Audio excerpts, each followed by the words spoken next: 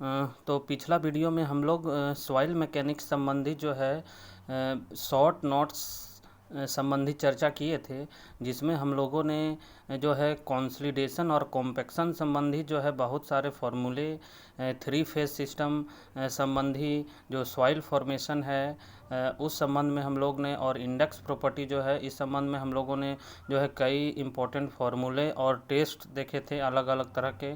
आज हम लोग जो है शेयर स्ट्रेंथ ऑफ सॉइल संबंधी जो चैप्टर है उसका जो है हम लोग कुछ शॉर्ट फार्मूला देखेंगे। साथ ही साथ जो है कुछ कुछ शॉर्ट में बेसिक जो है शॉर्ट नोट्स टाइप जो है जो मुख्य जानकारी है उसको जो है हम लोग चर्चा करेंगे। तो हम लोग शुरू करते हैं। शेयर स्ट्रेंथ ऑफ जो सॉइल है उसका जो है हम लोग जब टेस्ट करते हैं तो direct shear test, triaxial test, vane shear test और जो है अनकन्फाइंड कॉम्प्रेशन टेस्ट होता है। इस संबंध में जो डायरेक्ट शेयर टेस्ट है दोस्तों, डायरेक्ट शेयर टेस्ट जो है उसमें जो है आपका मुख्य रूप से डायरेक्ट शेयर टेस्ट में आपका no control over drainage condition होता है। और इसमें जो है ये जो टेस्ट होता है वो फाइन ग्रेन सॉइल यानी क्लेई सॉइल के लिए एप्लीकेबल नहीं है। इसमें कोर्स ग्रेन सॉइल जो है इसकी के द्वारा जो है कोर्स ग्रेन सॉइल का जो है शेयर स्ट्रेंथ डिटरमाइन करने के लिए ये टेस्ट किया जाता है। जो आपका डायरेक्ट शेयर टेस्ट है उसका एडवांटेज ये है कि ये टेस्ट जो है सिंपल है, क्विक है, no skilled labour required, no skilled labour इसमें रिक्वायर्ड है। साथ ही साथ जो है ये इकोनॉमिकल है टेस्ट। डिसएडवांटेज इसका क्या है कि volume change can not be measured, इसमें वॉल्यूम चेंज जो है मेजर नहीं होता है। No control over drainage condition, साथ ही साथ इसमें फाइन ग्रेन सॉइल के लिए हम लोग जो है इसका शेयर स्ट्रेंथ डिटरमाइन नहीं कर सकते हैं इसमें। साथ ही साथ इसमें जो है पोर वाटर प्रेशर भी हम लोग डिटरमाइन नहीं कर सकते हैं। और जो जो फेल्योर प्लेन है वो प्री डिटरमाइंड होता है, ठीक है, यानी it may not be the weakest plane. जो आपका शेयर डायरेक्ट शेयर टेस्ट है। अब हम लोग जो है, और ये जो डायरेक्ट शेयर टेस्ट है वो आपका जो है अनड्रेन, इसमें जो है ड्रेनेज कंट्रोल नहीं किया जाता है। साथ ही साथ हम लोग जो है दूसरा अगर टेस्ट देखें तो ट्राइएक्सियल टेस्ट जो है, इसमें ट्राइएक्सियल टेस्ट में जो है आप के लिए जो है हर एक सॉइल के लिए जो है एप्लीकेबल है ट्राइएक्सियल टेस्ट। इसमें जो है clay, sand, silt, gravel all types of soil के शेयर स्ट्रेंथ के डिटर्मिनेशन के लिए जो है ये एप्लीकेबल है। और इसमें जो है ट्राइएक्सियल टेस्ट का मतलब हुआ कि हम लोग जो है तीनों डायरेक्शन से जो है इसमें फोर्स लगाते हैं। तो इसमें जो मुख्य है कि इसमें दो तरह का जो है हम लोग फोर्स लगाते हैं। एक जो है आपका सेल प्रेशर, जिसको आपका जो है कन्फाइनिंग प्रेशर स्टेज बोलते हैं, और दूसरा जो है डेविएटर स्टेज, जिसमें जो है हम लोग डेविएटर फोर्स लगाते हैं। जो सेल प्रेशर और कन्फाइनिंग प्रेशर स्टेज है इसमें जो है आपका इसमें जो है माइनर प्रिंसिपल स्ट्रेस यानी सिग्मा 3 जो है स्ट्रेस लगता है। साथ ही साथ जो है आपका जो डेविएटर स्टेज है इसमें जो है आपका डायरेक्ट शेयर, इसमें जो है डायरेक्टली हम लोग जो है डेविएटर स्टेज जो है वर्टिकल डायरेक्शन में अपवर्ड लगाते हैं। तो ये इम्पोर्टेंट है। साथ ही साथ अगर हम लोग शॉर्ट में देखें तो वेन शेयर टेस्ट में चले तो वेन शेयर टेस्ट से संबंधित जो है मुख्य बातें ये हैं कि no mechanism to measure pore water pressure, इससे भी जो है पोर वाटर प्रेशर मेजर नहीं किया जा सकता है। साथ ही साथ जो है ये अनड्रेन्ड टेस्ट है, इट परफॉर्म्ड इन फील्ड और जो है यूज्ड इन सॉफ्ट क्ले के लिए हम लोग, और जो मोस्ट सेंसिटिव जो सॉइल है, very sensitive plastic cohesive soft clay के केस में हम लोग इसका यूज करते हैं। और इसमें जो है the maximum torque applied is the total shear force निकलता है। जो मैक्सिमम टॉर्क अप्लाइड है वो टोटल शेयर फोर्स होता है।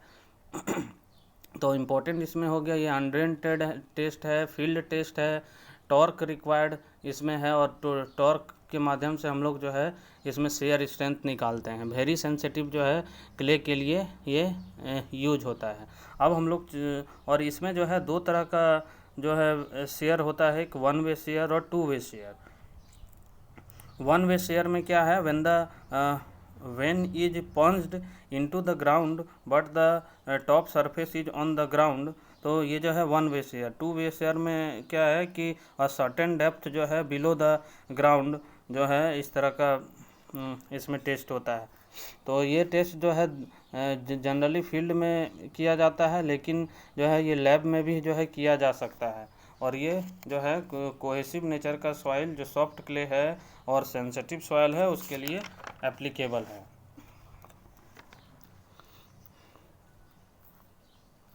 अब हम लोग चलते हैं दोस्तों कि एक अनकन्फाइंड कॉम्प्रेशन टेस्ट, जो कि special types of shear test है ये।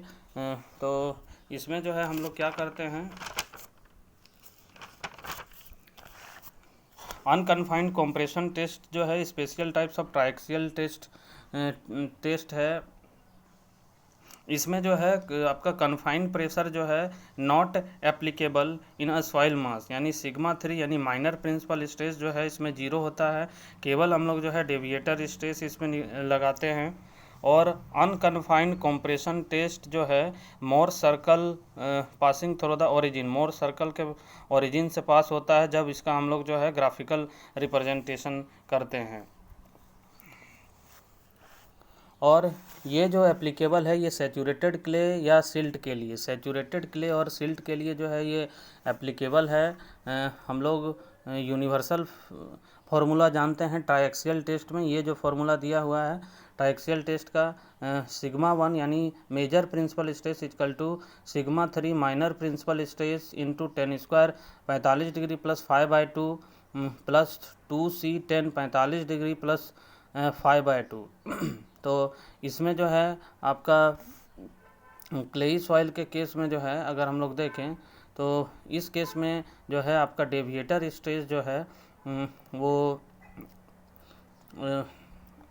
केवल वही एप्लीकेबल है, यानी सिग्मा 3 जो है जीरो, यानी ये टर्म जो है आपका जीरो हो जाएगा।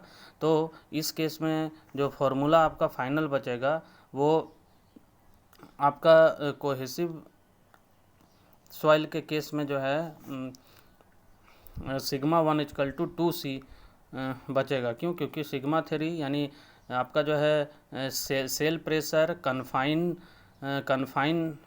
स्ट्रेस और आपका जो है माइनर प्रिंसिपल स्ट्रेस जो है वो जीरो होगा।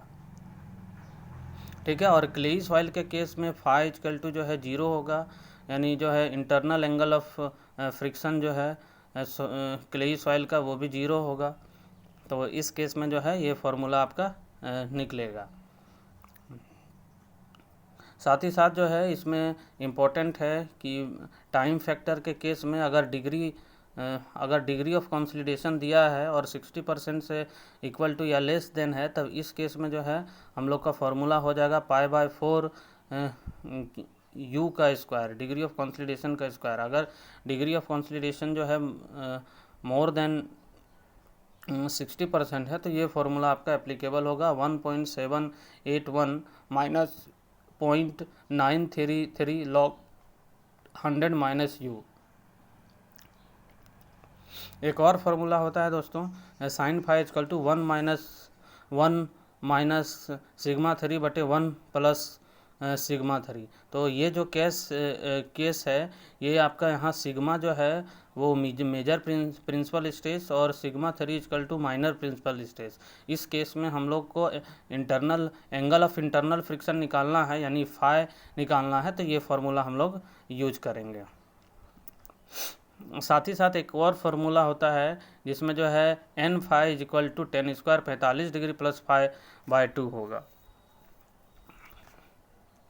डिग्री ऑफ कंसोलिडेशन संबंधी जो फार्मूला है दोस्तों, इसको याद रखना होगा, जो इम्पोर्टेंट है आपका। इसमें जो है हम लोग का डिफरेंशियल सेटलमेंट या टोटल सेटलमेंट जब हम लोग निकालेंगे तो ये फार्मूला जो है यूज होगा डिग्री ऑफ कंसोलिडेशन के टर्म में। साथ ही साथ जो है ये फार्मूला जो है डेल एच बटे h is equal to del e change in void ratio बटे 1 प्लस इनिशियल वॉइड रेशियो, ये फार्मूला हो जाएगा।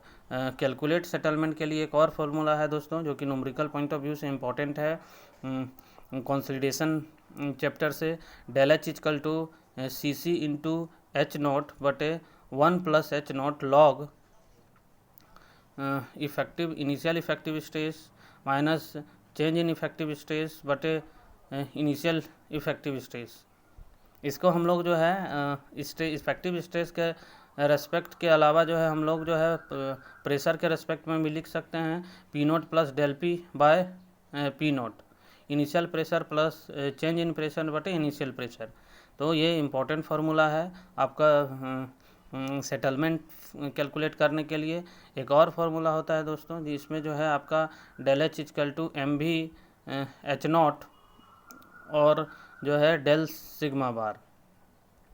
M B is equal to volume compressibility से रिलेटेड है, डिग्री ऑफ वॉल्यूम कंप्रेसिबिलिटी, और h naught is equal to initial settlement, और जो है del sigma bar is equal to change in effective stage. Compression index का एक और फार्मूला जो हम लोग पहले चर्चा किए थे 0.009 WL माइनस 10 फॉर अनड्रेन्ड स्ट्रेटिफाइड के केस में है। साथ ही साथ जो है एक और फार्मूला है, अगर हम लोग जो है प्रिंसिपल स्ट्रेस देखें तो डेविएटर स्ट्रेस प्लस जो है आपका माइनर स्ट्रेस मिला के ये फार्मूला होगा। इंपॉर्टेंट है ट्राइएक्सियल टेस्ट के लिए, ये जो है यूनिवर्सल फार्मूला है, इससे न्यूमेरिकल जो है इंपॉर्टेंट है, ये पूछे जाते हैं ये वाला फार्मूला। तो triaxial test is equal to sigma 1 यानी major principal stress is equal to minor principal stress into 10 square 45 degree plus 5/2। Phi is equal to angle internal angle of friction और 2c प्लस में 2c 10 45 डिग्री प्लस 5/2।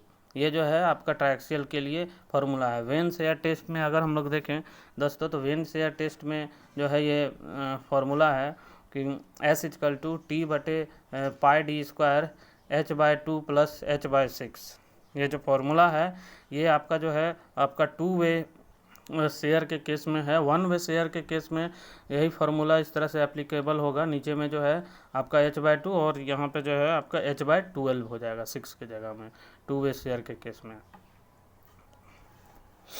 अगला हम लोग जो है एक formula important है shear stress in direct shear test के केस में। दो डायरेक्ट शेयर टेस्ट है, इस केस में ये फार्मूला है दोस्तों tau equal to C plus n sigma n 10 phi, यानी कोहेशन प्लस जो है नॉर्मल स्ट्रेस इंटू 10 फाई। यहाँ C equal to cohesion, sigma n equal to normal stress और phi equal to angle of internal friction. अब हम लोग इस Kempton के द्वारा भी जो है पोर वाटर प्रेशर का जो है फार्मूला दिया गया था, तो इस संबंध में हम लोग थोड़ा सा चर्चा कर लेते हैं। इस कैम्पटन के मुताबिक जो एम्पेरिकल फार्मूला दिया गया था यानी change in pore water pressure is equal to, इसमें जो है बी इंटू डेल सिग्मा 3 और ए बी इंटू करने के बाद A B into del sigma 1 minus del sigma 3, यानी आपका जो है पहला change in minor principal stress और आपका जो है डिफरेंस इन चेंज इन आपका जो है मेजर प्रिंसिपल स्ट्रेस और माइनर प्रिंसिपल स्ट्रेस। तो फॉर ओवर कंसोलिडेटेड के केस में और ओवर कंसोलिडेटेड के केस में याद रखना है कि इसमें जो है अलग अलग फार्मूला है। जैसे बी का यहाँ जो है B is equal to del u बटे डेल सिग्मा 3, यानी जो है change in pore water pressure बटे चेंज इन आपका minor principal stress. For saturated soil के लिए B is equal to 1, for dry soil के लिए जो है ये बी इजकल टू 0 हो जाएगा। और इसमें इम्पोर्टेंट है दोस्तों कि ये फार्मूला जो है हम लोग याद रखें, जो कि मोस्ट इम्पोर्टेंट है। और इसमें जो है एक चीज़ और बता दें कि आपका जो है जो ए का केस है, यहाँ पे जो ए और बी है जो स्कैम्पटन फार्मूला में, वो जो है स्कैम्पटन पोर प्रेशर पैरामीटर है ए एंड बी। ए का वैल्यू जो है जनरली सेचूरेटेड सॉइल के केस में लेस देन 1 होगा, ठीक है। और बी का वैल्यू जो है जनरली जो है सेचूरेटेड नॉर्मली कंसोलिडेटेड के केस में जो है 1 होता है।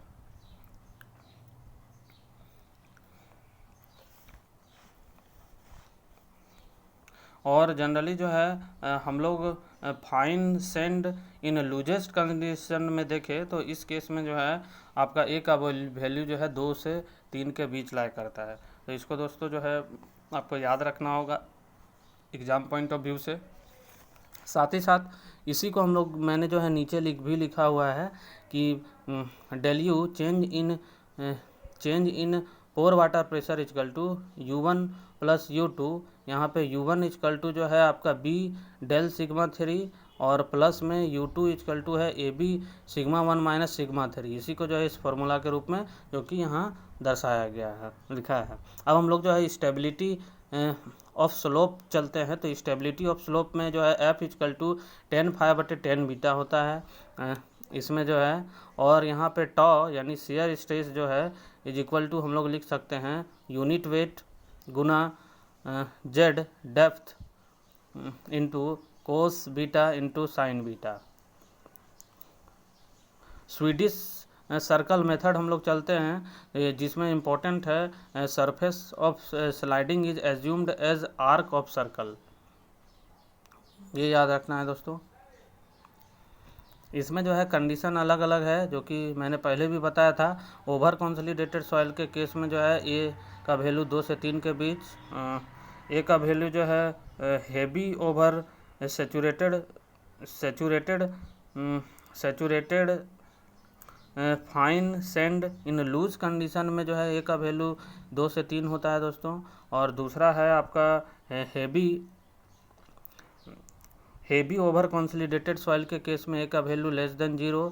और इसमें इम्पोर्टेंट है एक कि सेचूरेटेड नॉर्मली कंसोलिडेटेड सॉइल के केस में आपका बी इक्वल टू 1 और ए इक्वल टू लेस देन 1। इसको जो है दोस्तों याद रखना होगा आपको। इसमें जो फेल्योर संबंधी जो केस है उसको हम लोग देख लेते हैं। तो पहला केस है आपका फेस और स्लोप फेल्योर। इस तरह से फिगर में हम लोग देख सकते हैं case less than 1 metre depth जब रहेगा तो इस केस में आपका जो है फेस और स्लोप फेल्योर होगा। Soil close to the toe to quit strong depth factor is less than 1, ठीक है। टॉ यानी निचला जो है पोर्शन जहाँ जो है आपका अर्थन मटेरियल जो है रेसिस्ट कर रहा है। दूसरा केस है आपका toe failure, most common mode of failure जो है। इस केस में डेप्थ फैक्टर इक्वल टू 1 होता है, ठीक है। और तीसरा केस है बेस फेल्योर। बेस फेल्योर मतलब जो है फाउंडेशन के नीचे का जो बेस है वही फेल हो जाता है जब जो है आपका width of the foundation more than 1 metre है, soil below the toe is soft and slope is flat, depth जो है depth factor equal to more than 1। अब हम लोग जो है स्टेबिलिटी नंबर का फॉर्मूला देख लेते हैं। एस एन इक्वल टू जो है CM बटे यूनिट वेट इंटू हाइट। इसमें जो है C बटे आपका जो है C by FC gamma H। Maximum value इसका जो है 0.261 होता है। टेलर्स जो है स्टेबिलिटी नंबर जो है दिया था। अब हम लोग जो है एक्टिव और पेसिव अर्थ प्रेशर की ओर चलते हैं दोस्तों। तो इसमें जो है क्लासिफिकेशन ऑफ लेटरल प्रेशर अगर हम लोग देखें तो active earth pressure away from the backfill की ओर जो है आपका जो है फोर्स लगेगा। दूसरा है आपका जो earth pressure is rest don't, इसमें जो है वाल का मूवमेंट नहीं होगा किसी भी तरह से।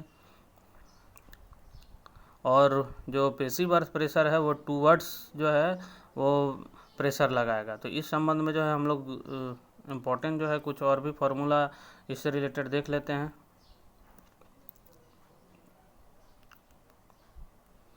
तो सबसे पहले है कि आपका एक्टिव अर्थ प्रेशर जो है जनरली रिटेनिंग वाल डिज़ाइन क्लेई सॉइल के लिए, और जो पेसिव अर्थ प्रेशर है इसमें जनरली जो है कैंटिलीवर से रिलेटेड वर्क के लिए हम लोग यूज करते हैं।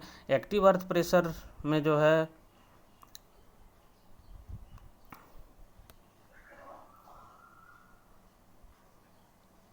एक्टिव अर्थ प्रेशर के केस में दोस्तों failure plane is inclined at आपका 45 डिग्री एक्टिव के केस में। पेसिव के फेल्योर प्लेन का जब बात करेंगे दोस्तों तो इसको याद रखना है कि 45 डिग्री प्लस 5/2, और जो है पेसिव के केस में अगर फेल्योर प्लेन की बात करेंगे तो 45 डिग्री माइनस 5/2। इसमें एक्टिव के केस में कोहेसन जो है कोहेसन इफेक्ट लेस होता है, और पेसिव के केस में कोहेसन इफेक्ट जो है ज़्यादा होता है। साथ ही साथ अगर हम लोग दोस्तों बात करें तो very little movement is required to mobilize the active pressure. इसमें जो है आपका चेंज इन डिफरेंशियल सेटलमेंट अगर देखें, यानी आपका जो है स्ट्रेन अगर देखें तो 0.2% ऑफ द डेंस सैंड के केस में, और लूज सैंड के केस में 0.5%। इसमें अगर हम लोग देखें तो पेसिव के केस में तो चेंज इन डिफरेंशियल सेटलमेंट यानी डेल एच इक्वल टू 2%, और आपका जो है लूज सैंड के केस में 5 से 10%।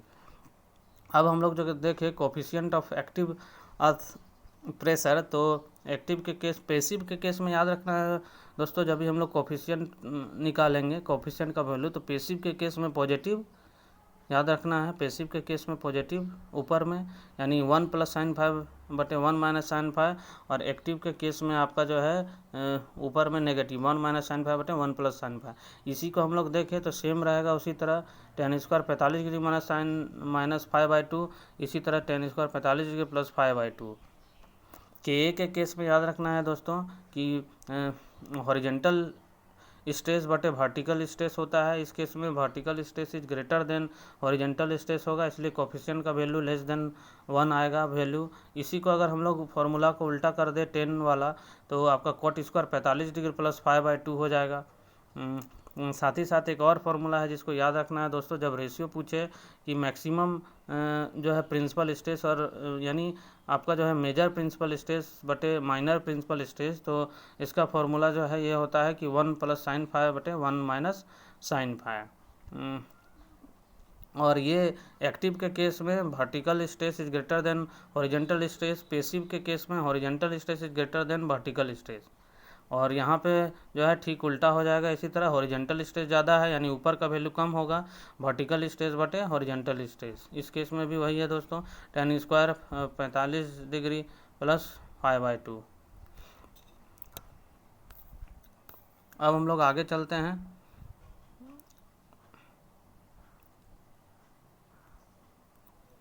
तो इसमें यही है, अगर हम लोग जो है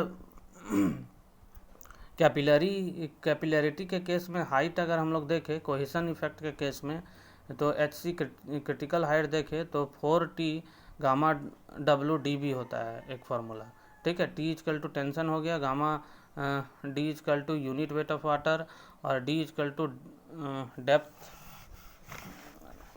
डेप्थ जो है आपका कैपिलरी का डेप्थ यहाँ पे हो जाएगा। साथ ही साथ एक और फार्मूला होता है दोस्तों, के पी बटे K A is equal to 1 plus sine five बटे 1 माइनस साइन फाइव का स्क्वायर, जिसको जो है आपको याद रखना होगा। अब हम लोग चलते हैं active earth pressure cohesion effect यानी क्लेई सॉइल के लिए। एक्टिव और पेसिव अर्थ प्रेशर जनरली हम लोग जो ऊपर पढ़े वो कोहेसन लेस सॉइल यानी सैंड के लिए था। अगर कोहेसिव सॉइल रहेगा तब इस केस में जो है, अगर एक्टिव अर्थ प्रेशर का केस है तो एक्टिव अर्थ प्रेशर कोफिशिएंट गुना आपका जो है इफेक्टिव प्रेशर जो लगेगा यानी unit weight into depth of the soil, उसमें हम लोग माइनस कर देंगे कोहेसन इफेक्ट यानी 2c रूट अंडर के ए। तो इस केस में जो है याद रखना है कि अगर z इजकल टू 0 हुआ तो p a is equal to minus 2c root under K a हो जाएगा, क्योंकि z का वैल्यू 0 हो जाएगा यानी पहला टर्म 0 हो जाएगा। और साथ ही साथ जो है critical depth of tension crack अगर का फॉर्मूला देखें तो 2c बटे गामा यूनिट वेट हो जाएगा, ठीक है। और ZC का फॉर्मूला अगर हम लोग देखें टोटल, तो इसमें जो है 2c बटे गामा यानी क्रिटिकल डेप्थ ऑफ टेंशन और इनटू में जो है रूट अंडर के। और इसमें याद रखना है कि HC इजकल टू 2ZC, ये फॉर्मूला इंपॉर्टेंट है, ठीक है। कैपिलरी इफेक्ट में एक और फार्मूला है, इसको याद रखना होगा कि HC इजकल टू आपका C बटे D10 यानी इफेक्टिव साइज का ग्रेन, और ऊपर में जो है कोहेसिव इफेक्ट, यानी जो है हम कह सकते हैं कि HC is directly inversely proportional to effective size of the grain particle. अब लोग और आगे फार्मूला देखते हैं। अर्थ प्रेशर एट रेस्ट के केस में, अर्थ प्रेशर रेस्ट का केस होता है तो थ्योरी ऑफ इलास्टिसिटी पे इलास्टिसिटी डिपेंड करता है से, और इसमें जो है आपका हॉरिजेंटल बटे vertical is equal to Poisson's ratio के टर्म में म्यू बटे 1 minus mu is equal to K naught हो जाएगा, यानी earth pressure at coefficient of earth pressure at rest condition में। साथ ही साथ जब भी हम लोग के ए का वैल्यू निकालेंगे दोस्तों तो 1 माइनस 30 डिग्री 1 प्लस 30 डिग्री, ठीक है, इस तरह से हम लोग साइन फाई और जो है एंगल ऑफ इंटरनल फ्रिक्शन को ध्यान में रख के निकालेंगे। टोटल जब भी हम लोग जो है एक्टिव थ्रस्ट निकालेंगे दोस्तों तो आपका जो है प्रेशर डायग्राम बनाना होगा 1/2 K A into Y T into H square. Earth pressure और रेस्ट जनरली दोस्तों जो है बेसमेंट और ब्रिज एबुटमेंट संबंधी जो है आपका फाउंडेशन के लिए यूज हम लोग करते हैं। के ए इंटू के पी इजकल टू 1 होता है दोस्तों, और के पी यानी आपका जो है coefficient of active earth pressure is greater than coefficient of जो है अर्थ प्रेशर इन रेस्ट, और अर्थ प्रेशर इन रेस्ट जो है वो ज़्यादा होता है एक्टिव अर्थ प्रेशर, यानी सबसे छोटा जो है एक्टिव अर्थ प्रेशर होता है दोस्तों। अगर हम लोग जो है सैंड का केस है यानी कोहेसन लेस सॉइल है, तो इस केस में जो है आपका जो है अर्थ प्रेशर एट रेस्ट का जो कोफिशिएंट है उसका वैल्यू जो है 1 माइनस साइन फाइव हो जाएगा दोस्तों। K is equal to 1 minus sine five बटे 1 plus sine phi is equal to हम लोग लिख सकते हैं 10 स्क्वायर 45 डिग्री माइनस 5/2, इसी को 1 माइनस साइन फाइव बटे 1 प्लस साइन फाइव, इसी को हम लोग लिख सकते हैं आपका ट्रिग्नोमेट्रिक से फार्मूला से जो है चेंज करके 10 स्क्वायर 45 डिग्री माइनस 5/2, और earth pressure active earth pressure coefficient is equal to inverse of passive earth pressure coefficient. अब हम लोग जो है टाइप ऑफ फाउंडेशन में दोस्तों चलते हैं। तो टाइप ऑफ फाउंडेशन में इम्पोर्टेंट है आपका पहला जो है स्ट्रिप फाउंडेशन होता है, इसका जो है विड्थ, इसका जो लेंथ है विड्थ के तुलना में बहुत ज़्यादा अधिक रहता है, इस तरह से स्ट्रिप फुटिंग। दूसरा है आपका आइसोलेटेड और स्पिरिड फुटिंग, जिसमें एल और बी जो है दोनों का वैल्यू जो है लगभग जो है फिक्स इसमें रहता है, और लगभग जो है ज़्यादा अंतर नहीं रहता, या तो स्क्वायर या रेक्टेंगल शेप और 1 कॉलम हो, तो इस तरह से हम लोग कह सकते हैं इसको, और या स्टेप वाइज भी हो सकता है आइसोलेटेड और स्टेप्ड फुटिंग। दूसरा है आपका राफ्ट फाउंडेशन, जिसमें जो है आपका एक ही एरिया में जो है नंबर ऑफ कॉलम रहेंगे, राफ्ट फाउंडेशन इसको कहेंगे, और नंबर ऑफ कॉलम का जो फाउंडेशन का जो एरिया है वो पूरे जो given cross sectional area of float है उसका लगभग जो है 50% होता है। इस केस में राफ्ट फाउंडेशन हम लोग यूज करेंगे। साथ ही साथ कंबाइंड फाउंडेशन में जो है 2 कॉलम के साथ जो है कंबाइंड रहेगा। पाइल फाउंडेशन में इस तरह से 2 कॉलम के साथ कंबाइंड, और नीचे जो है बियरिंग कैपेसिटी कम रहता है, तो इसलिए हम लोग पाइल का यूज करते हैं दोस्तों। अब हम लोग चलते हैं आपका नेट सेफ बियरिंग कैपेसिटी।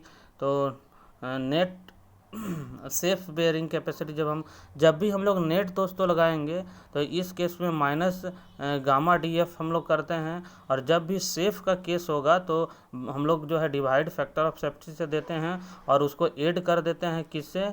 आपका ओवरबर्न प्रेशर जो है सॉइल का फाउंडेशन से ऊपर, यानी प्लस कर देंगे इसमें जो है गामा डी एफ से। तो जैसे देखिए एक फार्मूला हम लोग देखते हैं, नेट सेफ बियरिंग कैपेसिटी बोला है तो net ultimate bearing capacity but A factor of safety हम लोग करेंगे। और नेट अल्टीमेट बियरिंग कैपेसिटी दोस्तों Q U minus gamma D F बटे एफ फैक्टर ऑफ सेफ्टी हो जाएगा। सेफ बियरिंग कैपेसिटी अगर बात करें दोस्तों तो Q minus gamma D F बटे एफ, और इसमें प्लस हम लोग कर देंगे जहाँ सेफ लगेगा ओवरबर्न प्रेशर को गामा डी एफ।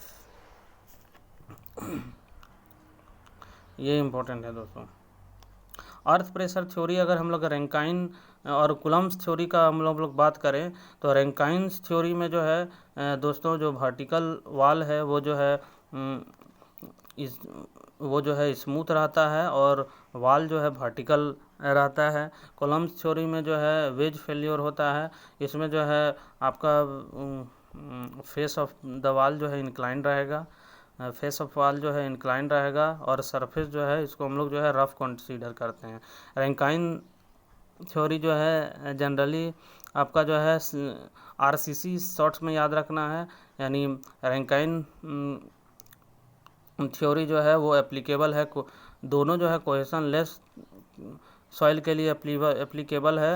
और रैंकाइन थ्योरी जनरली कैंटिलीवर और काउंटर फोर्ट जो वाल है वो उसके रेस्पेक्ट में जो है अर्थ प्रेशर जो है हम लोग डिटरमाइन करते हैं। दूसरा जो है आपका कोलम्स थ्योरी जो है वो मेसोनरी ग्रेविटी डैम रिटेनिंग वाल के लिए हम लोग जनरली यूज करते हैं। टेरजागी बियरिंग कैपेसिटी हम लोग अगर देखें दोस्तों तो उसका फॉर्मूला जो है आपका क्यू अल्टीमेट बियरिंग कैपेसिटी निकालने का C N C plus q N q plus gamma B N gamma. यहाँ जो है टेरजागी बियरिंग कैपेसिटी में जो है जब भी जो एजम्पशन है दोस्तों कि इसमें जो है जोन 1 जोन 2 जोन 3 होता है, और इसी से रिलेटेड जो है आपका अलग अलग इस संबंध में एजम्पशन है।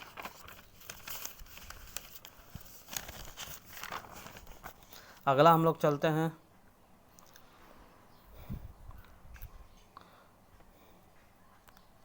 दोस्तों, अगर कोहेसिव सॉइल रहा है तो इस केस में जो है फॉर्मूला इस तरह से निकल के सामने आता है।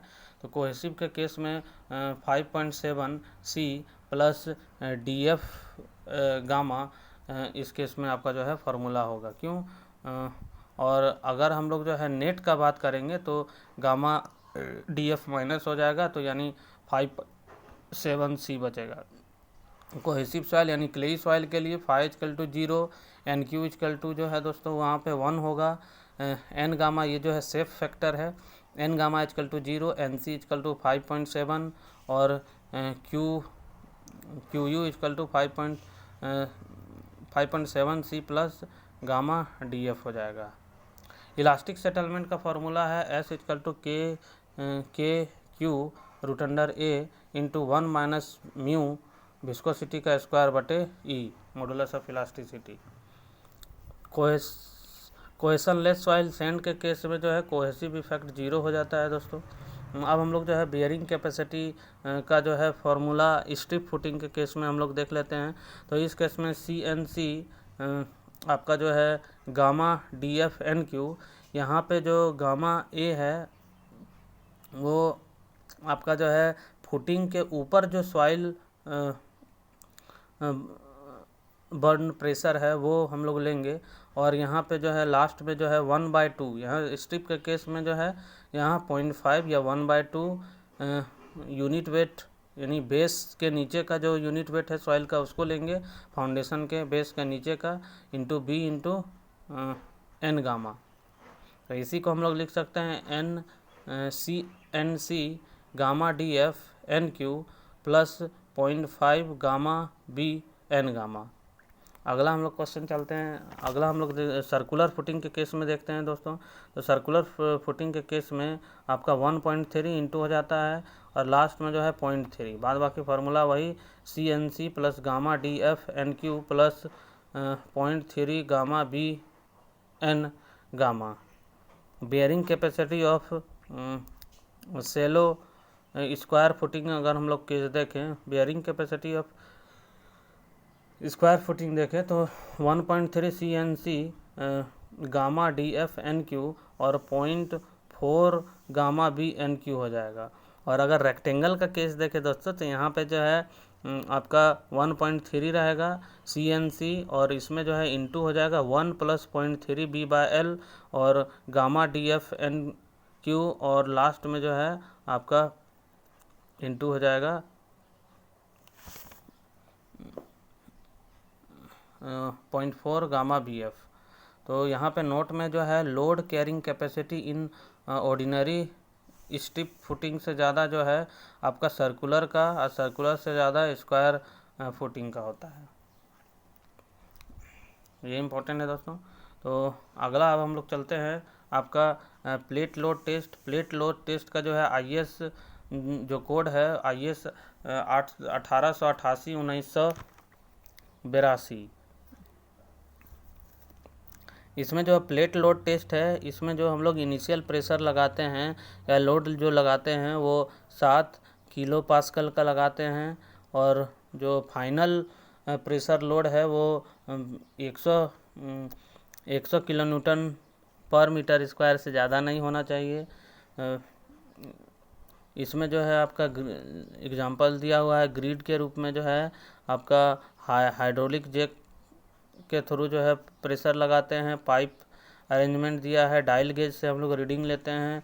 प्लेट जो नीचे रखते हैं दोस्तों वो प्लेट का विड्थ BP और जो पीट का विड्थ है वो प्लेट के विड्थ का 5 टाइम्स ज़्यादा होता है जो खुदाई हम लोग करते हैं, ठीक है। और जो प्लेट है वो रिजिड टाइप का होता है। डेंस सैंड और लूज सैंड के लिए हम लोग जो है जनरली टेस्ट करते हैं, दोनों के लिए कर सकते हैं। सैंडी सॉइल के केस में दोस्तों याद रखना है कि आपका सॉइल से रिलेटेड दोस्तों, सैंडी सॉइल के केस में आपको याद रखना होगा कि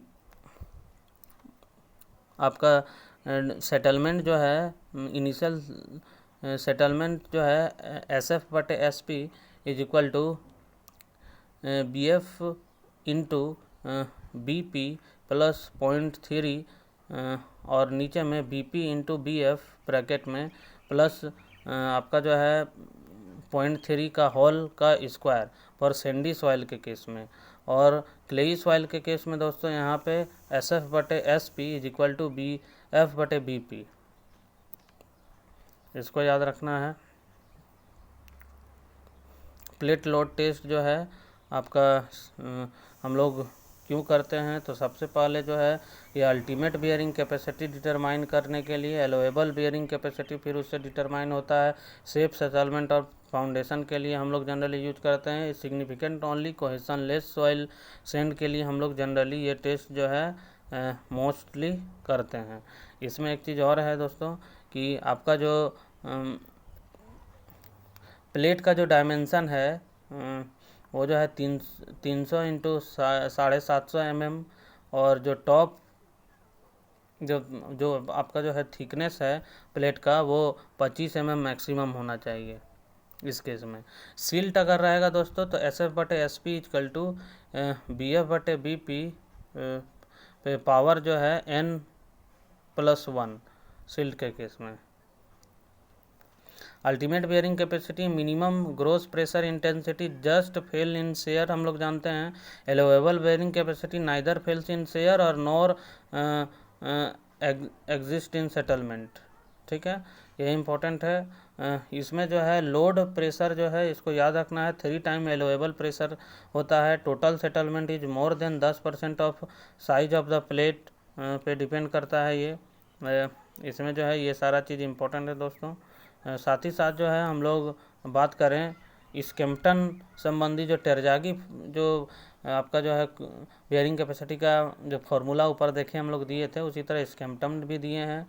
तो ये जो है स्कैम्पटन जो फार्मूला है वो कोहेसिव सॉइल के लिए एप्लीकेबल है, और इसका जो फार्मूला है वो ये होता है आपका अल्टीमेट बेयरिंग कैपेसिटी जो है अगर हम लोग निकालें तो आपका CNC होता है, और ये CNC जो है वो डिपेंड करता है किस पे, DF/B रेशियो पे।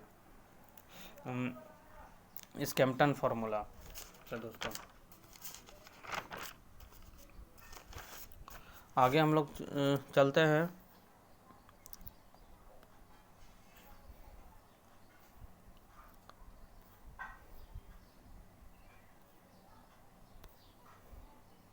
अब हम लोग स्टैंडर्ड पेनिट्रेशन टेस्ट का जो मेथड है उसको हम लोग देख लेते हैं। स्टैंडर्ड पेनिट्रेशन टेस्ट ये भी जो है बेयरिंग कैपेसिटी के लिए अनड्रेन्ड शेयर स्ट्रेंथ टेस्ट है, और लूज सेंड के लिए हम लोग कर सकते हैं। ये जो है डायनेमिक टेस्टिंग मेथड है, इसमें अनड्रेन्ड शेयर टेस्ट होता है। इसमें जो है not used undrained shear strength of clay, ठीक है। For clay unconfined compression test use होता है। ये केवल जो है आपका लूज सैंड के केस में यानी कोहेशन लेस सॉइल के केस में ही हम लोग यूज करते हैं स्टैंडर्ड पेनिट्रेशन मेथड। इसका IS कोड 2131 है, ये कि इम्पोर्टेंट है। तो इसमें दो चीज़ है दोस्तों, एक तो है डेप्थ ऑफ फाउंडेशन, दूसरा है आपका विड्थ, और नीचे जो है आपका विड्थ जो होगा वो 1.5 से 2 टाइम्स जो है आपका डेप्थ ऑफ फाउंडेशन से रिलेटेड होगा। तो इसमें जो है हम लोग क्या करते हैं, बोरो होल करते हैं, और उसके बाद हम लोग जो है ऊपर से पेनिट्रेट करते हैं लोड लगा के।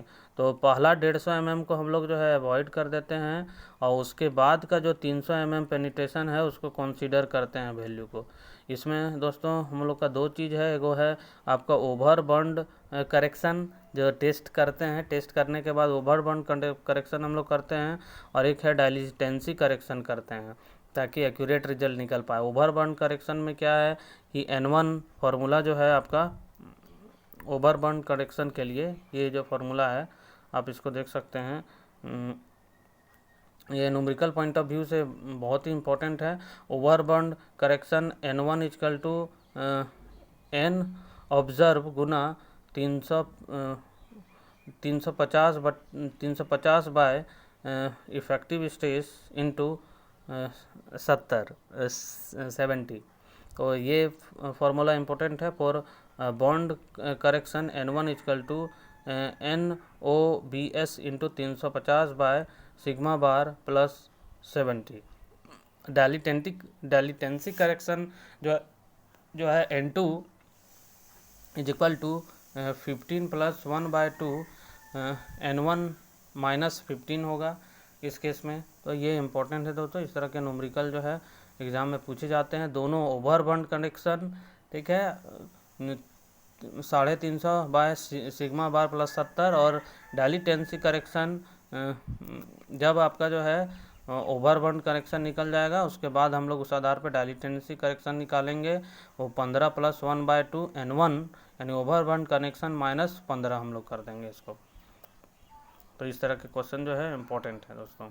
अब हम लोग जो है आगे स्टेज से रिलेटेड और भी डाटा जो है कुछ जान लेते हैं।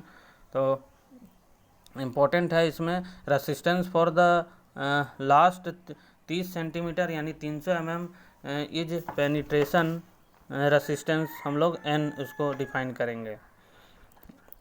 IS कोड एक और है, इसको ध्यान में रखना है। एक IS 9640/1900 जो 80 है वो स्पिलिट स्पून सैम्पलर से रिलेटेड है दोस्तों। IS 9640/1980। तो ये जो टेस्ट होता है दोस्तों, ये आपका जो है ग्रेंगुलर सॉइल यानी कोहेसिव सॉइल के लिए, कोहेशन लेस सॉइल के लिए होता है। और ग्रेंगुलर सॉइल ओनली, और इसमें जो है split spoon sampler is allowed to penetrate into the soil by applying impact load जो लगता है इसमें दोस्तों वो 63.5 kg 63.5 kg जो है फोर्स, इम्पैक्ट फोर्स हम लोग लगाते हैं। हैविंग अ फ्री फॉल जो है 75 सेंटीमीटर रहता है। N value is determined at selected number of bore holes and average value of corrected N is calculated for the depth. जो हम लोग देखें तो डी एफ प्लस 1.5 से लेके 2B का डेप्थ तक हम लोग जो है करेक्टेड वैल्यू लास्ट में लेते हैं। Standard penetration test N value recorded in clay deposit does not require correction of the overburden pressure and dilutancy। अगर हम लोग जो है स्टैंडर्ड पेनिट्रेशन टेस्ट कर रहे हैं क्लेई सॉइल के केस में, तब इस केस में हम लोग को जो है ज़रूरत नहीं पड़ेगा आपका ओवरबर्न और डाइल्यूटेंसी करेक्शन। लेकिन अगर कोहेसिव सॉइल है, कोहेसन लेस सॉइल है, तो इस केस में जो है आपका ग्रेंगुलर सॉइल है तो इसमें डाइल्यूटेंसी करेक्शन, ओवरबर्न करेक्शन, इसका फॉर्मूला अभी हमने बताया, ठीक है, और डाइल्यूटेंसी करेक्शन ये दोनों रिक्वायर्ड होगा। अब हम लोग चलते हैं classification of piles based on various factor. तो डीप फाउंडेशन में जहाँ आपका जो है बेयरिंग कैपेसिटी जो है लो है, ब्लैक कॉटन सॉइल हो गया या इस तरह का क्लेई सॉइल हो गया, तो इस केस में हम लोग जो है पाइल का यूज करते हैं। तो पाइल का जो क्लासिफिकेशन है फंक्शन और एक्शन के आधार पे हम लोग देखें तो fender, sheet, batter, tension, uplift जिसको बोलेंगे, लोड बियरिंग पाइल, ये सारा जो है टाइप ऑफ पाइल है फंक्शन और एक्शन के अकॉर्डिंग। दूसरा है इंस्टॉलेशन मेथड के according, driven pile, jack pile, screw pile, bored pile, cast in situ pile इसको बोलते हैं। अगला है आपका मटेरियल के आधार पे स्टील से बना हुआ, टिम्बर से बना हुआ, कंक्रीट और compact pile. Displacement of soil के अकॉर्डिंग अगर देखें तो displacement and non displacement pile. दूसरा है अगला आपका मोड ऑफ लोड ट्रांसफ़र देखें तो end bearing pile, friction pile, combined pile, ये चीज़ है। जब भी हम लोग दोस्तों ब्लैक कॉटन सॉइल है या जिसमें हम लोग जो है रेमंड पाइल, रिम्ड पाइल का यूज मेथड करेंगे तो हम लोग का दो चीज़ है यहाँ पे, single bulb under reamed pile और double bulb under reamed pile. इसमें एक फार्मूला होता है जो दो तरह का, ठीक है, यानी QUP is equal to QEB plus QSB SF। इस तरह से ये फार्मूला होता है जो इम्पोर्टेंट है डीप फाउंडेशन के लिए। इसी तरह से QUP is equal to double bulb reamed pile के केस में QEB, इसमें जो है दो इफेक्ट होता है शेयर फोर्स का, पहला है QSF1 और QSF2। अगला हम लोग चलते हैं दोस्तों क्वेश्चन में।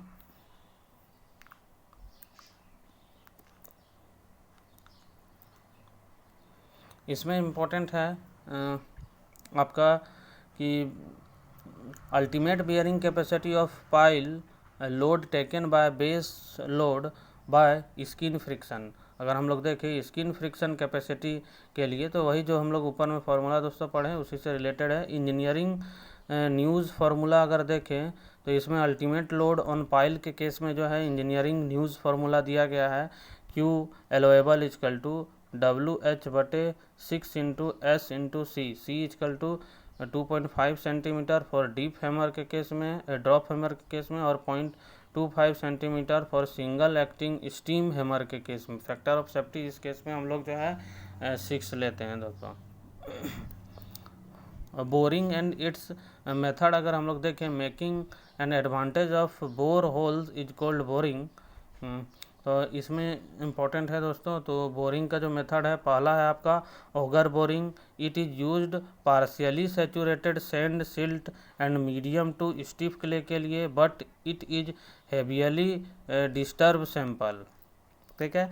It is suitable for small depth of exploration, hand hand operated auger up to 6 metre हम लोग यूज करेंगे। हैंड ऑपरेटेड है लाइक आपका हाईवे बोरो पिट के लिए यूज होता है जनरली आपका ऑगर बोरिंग, जिसमें जो है सैचुरेटेड सैंड सिल्ट और मीडियम टू स्टीफ क्ले के लिए यानी ऑल टाइप्स ऑफ सॉइल के लिए यूज होता है। दूसरा हम लोग चलते हैं आपका वाश बोरिंग। हैंड पंप का जो बोरिंग हम लोग करते हैं वो वाश बोरिंग से रिलेटेड है दोस्तों, चापाकल खुदाई।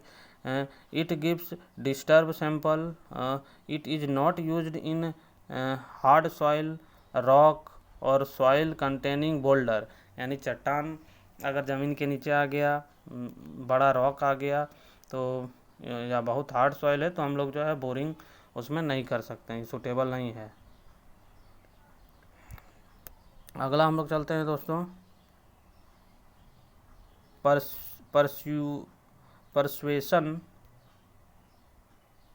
परसुएशन बोरिंग जो है। It is heavy drilling bit is dropped and raised, it can be used only in boulder और ग्रेवल स्टेटा के केस में यूज करेंगे। रोटरी बोरिंग जो है लिस्ट डिस्टर्ब सैंपल के लिए हम लोग यूज करेंगे।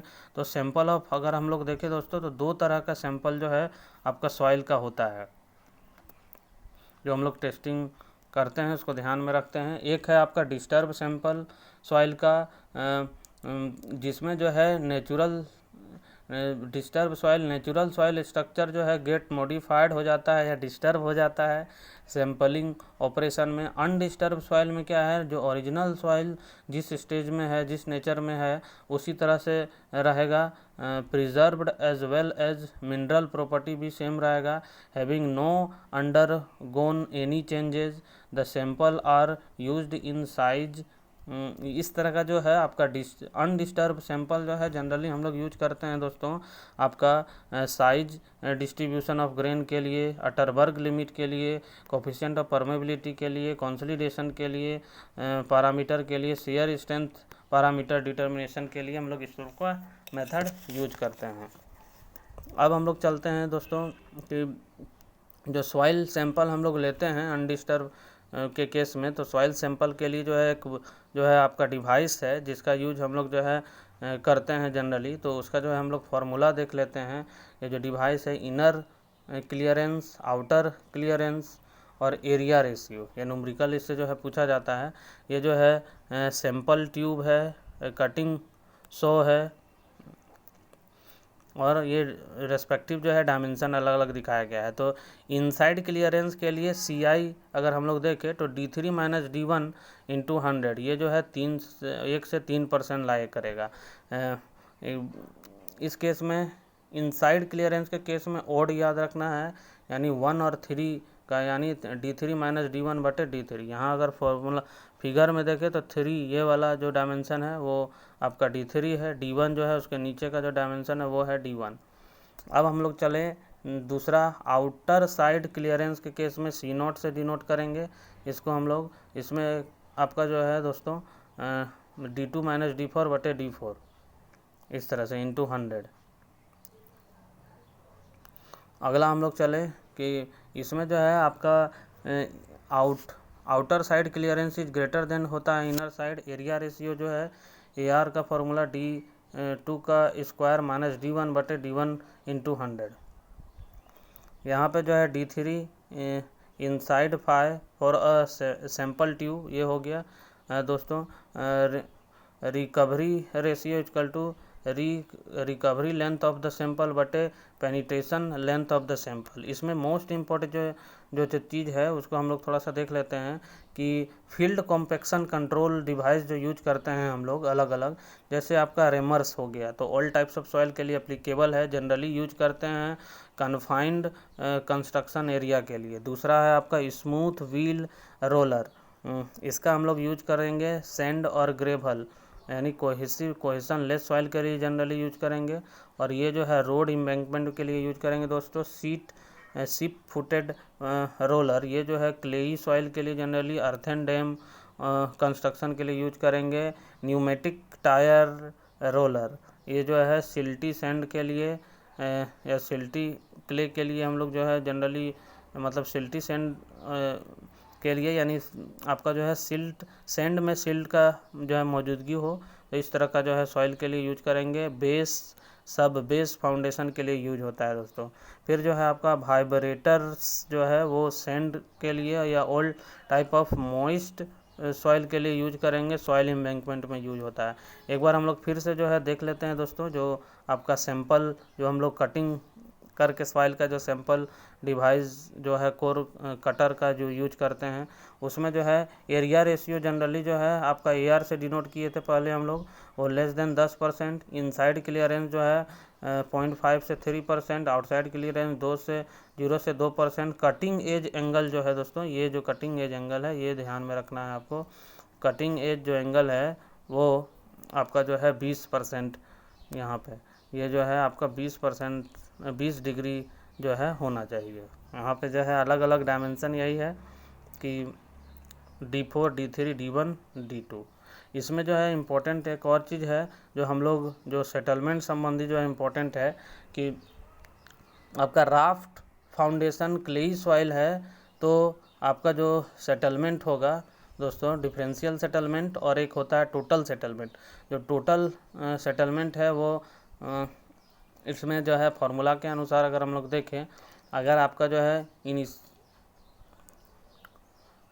एक जो है आपका राफ्ट फाउंडेशन है तो इस केस में जो है आपका अगर क्ले है तो 65 mm, और इस तरह से अगर हम लोग देखें कि राफ्ट फाउंडेशन है तो इस आइसोलेटेड फुटिंग क्ले के केस में 65 mm आपका जो है, और आपका क्लेई सॉइल राफ्ट के लिए 65 से 70।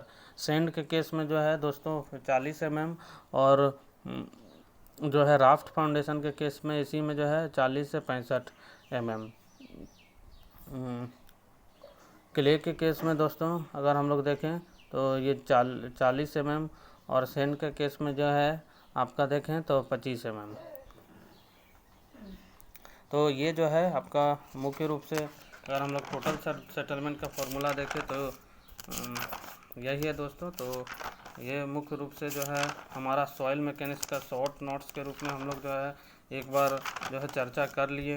साथ ही साथ आगे जो हम लोग वीडियो बनाएंगे तो उसमें जो है मैं डिटेल से भी जो है इसका चर्चा करूँगा।